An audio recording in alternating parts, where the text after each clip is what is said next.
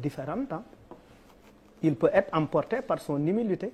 man léeg-léeg man sagaru Fou Malade léeg-léeg may dox man kese ñu ne ma yow Fou Malade yow kese doo wut garde corps ngay dox yow nii rek et pourtant des fois je fais l'objet de menaces damay génn émission le lendemain on me menace plusieurs fois dal na ma mais dama naan tant que li may wax maa ngi koy waxee sama aqulaay taala le seul protecteur qui vaille c'est Dieu moo fi nekk amal char de combat nit ñi am nañu ay garde du corps am ay GIGN am ay char de combat te pourtant protégé wu leen li ma bugg a wax mooy bu ñu analyser les différents éléments qui sont ressortis ci biir affaire parce que ñun ci li ñu mën a sukkandiku mooy li génn ci waxtaan bi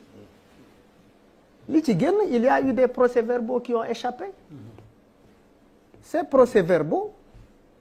c'est à la décharge effectivement de Sonko ah bu ñu dégloo li bu ñu wax dégloo bu ñu bàyyee xel ci li témoins yi wax les procès-verbaux yi nga xamante ne moom lañ gis effectivement même les prélèvements nee nañu dans les 16 heures ci 16 heures yi passé effectivement gel bi amu ci rapport sexuel te aussi ku ñu violé jàpp naa ni fi ñu lay violé mu ci kër la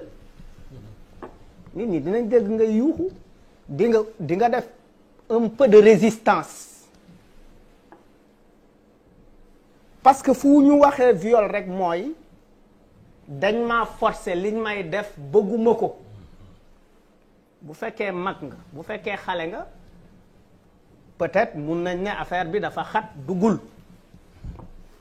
ci ñàkk dugg bi mu gaañ la bu fekkee xale nga on a vu des petites filles de 7 ans 6 ans yu ñu yegg seen kaw gaañ leen on a vu de petits garçons yu ñu yegg seen kaw gaañ leen on a également vu ay nit yi nga xamante ne perdre nañ seen virginité ñu yegg seen kaw mais dina am xëccoo xos yi dina am dinañ gis ay brûlures ci poñ yi et cetera. Il y a énormément d'éléments qu'on peut convoquer qui peuvent effectivement dire que effectivement est-ce que li Adjaratou Sarr di wax dëgg la Adjaratou Sarr également c'est une grosse victime dans cette affaire parce que peut-être elle est de statut social assez compliqué xëy na moo ko yóbbu à 20 ans dans une salle de massage mu fay daan dooleem parce que day daan dooleem elle pouvait se retrouver dans les rues de Dakar avec une carte doon caga parce que c'est autorisé dans ce pays mais elle travaille elle est quelque part elle est en train de travailler mu ngi liggéey mais nit ñi mun nañ jàpp ni bu ñu xoolee Sidi Ahmed Mbaye xawma Ahmed Sidi Mbaye mi dawal oto bi nit ñi dellu xool kuy Sidi Ahmed Mbaye gis ko mu sol t-shirt APR fekk ko ci manifestation ñu ne doomu cousin wu diw la wala doomu diw la te diw boobu effectivement mu ngi ci coalition Benno Bokk Yaakaar xel mënees naa tey xel mën naa tey dans cette affaire là et puis am na loo xamante ne d'accord uma ko bu ñu doon xool pour comme tu cites les PV booy bi nee na bon même bu dee mbokk politicien la lui politique bon d'accord mais dama ne même si c'est ce qu'il dit sur le PV mais comme on cite les PV mais loolu maître dinaa ko ci interpeller vraiment sur l'authenticité des PV et la normalité de les retrouver d'or il continue dama ne gis nañ ko ci ay rassemblement mu sol t-shirt marron beige xale bi xëy na li ko agité loo ci sa xëy na laa wax xëy na li ko agité loo mooy il y a un montant bu mu musul dégg mu gis ni samay bamba maase na buntu tekki ubbeeku na alhamdulilah ku am 20 ans conséquences yi mu mën a ni mu mën a appréhender benn affaire ba xalaat ci conséquences yi ku am 50 ans ku nit bu am expérience du ko xëy na bu doon ku am 50 ans la ñuy jouer le rôle boobu waxuma ni je parle toujours au conditionnel bu doon ko am 50 ans lañ koy defloo ko am expérience xëy na du demee noonu mais dans tout crime boo gis amul benn crime bu parfait nit dem na di dajji kër bàyyi fa carte d'identité nit dem na doxaani ñibbi si këram foog nag jabaram jàpp ko ñëw jabaram tegal ko reer mu summee ko fekk silib bi ni mu ko solee dafa dëpp silib bi wala sax ñibbi sa string gel bi oui c'est-à-dire tu peux rentrer à la maison avec le slip de ta petite amie mais lu mën a nekk la. non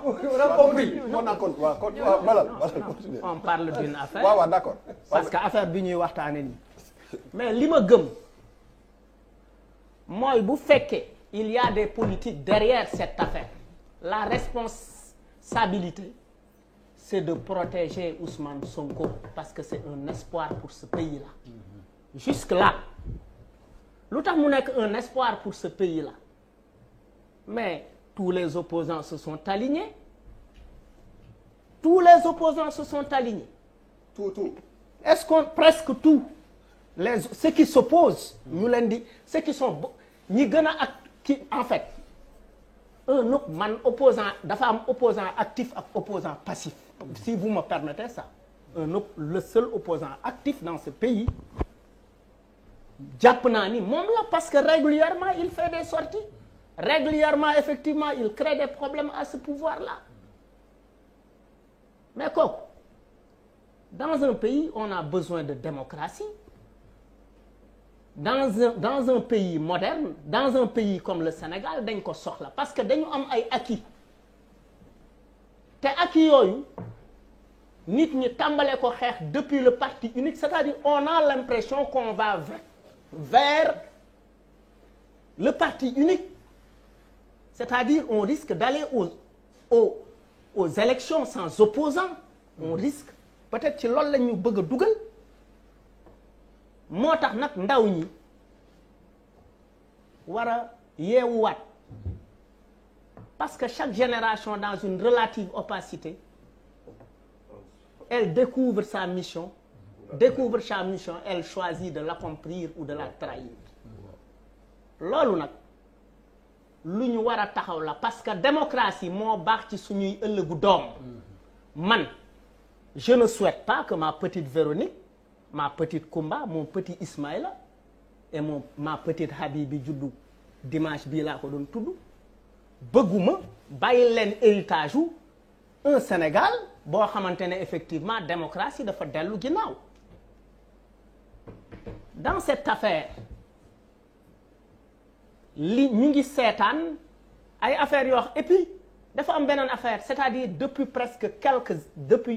9 ans le courage des Sénégalais est confisqué on est dans la confiscation du courage des Sénégalais la confiscation de ce courage mooy doo leen marche doo leen def lii ku yënguñu tëj etc et puis tout porte à croire qu'on s'acharne sur une personne moi je ne suis pas un militant de Sonko j'ai pas besoin même de le dire des fois je suis même laminé par les gars de Sonko par les patriotes sur internet ok des fois je suis laminé par ces gens-là parce que effectivement bi sama xel leerul ci affaire u 94 milliards yi j'ai donné mon point de vue et puis j'ai pris mes responsabilités mais sur cette affaire je pense que terminer. Et puis pour terminer même bu fekkee dem na fa en gentleman parce que en fait